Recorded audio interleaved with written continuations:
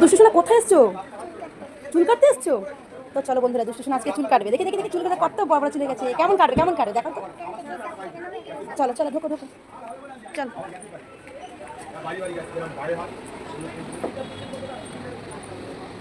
চল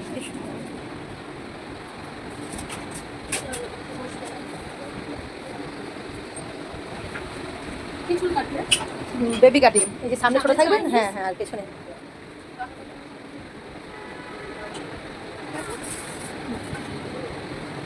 পার্লারে ছোট থেকে আমি চুল কাটতাম, ফাইনালি সেই পার্লারে মেয়েকে নিয়ে এসেছি চুল কাটাতে। কত বড় যে ভুল করেছি একমাত্র সেটা আমিই জানি।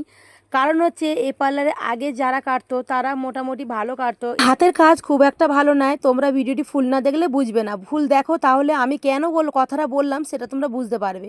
যাই হোক, মেয়ের সামনে চুল পড়ছিল, তো আজকের 3টে রোজা, আমি ভাবলাম মেয়েটার চুল এখন একটু কেটে দিই, দিলে একটু বড় মতন হয়ে যাবে, ঈদের সময় দেখতে ভালো লাগবে। তো ফাইনালি চুল কেটেছে, দেখো কেমন টাইপের চুল কাটা। চুল কাটাটা একদম বাজে হয়েছে। কারণ বন্ধুরা, আমি কিন্তু পার্লারের কাজ কিছুটা হলেও জানি, মানে আমি অনেক দিন কোর্স করেছিলাম। তো সেই হিসাবে বলছি চুল কাটাটা একদম বাজে হয়েছে। সামনের কাটিংটা অনেকটা লং হয়ে গেছে, এতটা চওড়াভাবে কাটিং কিন্তু আসবে না। তো যাই হোক, কেটে ফেলেছে, আর কি করব। এখন মেয়েকে নিয়ে বাড়ি চলে যাচ্ছি, আর মেয়ে তো বোঝে না।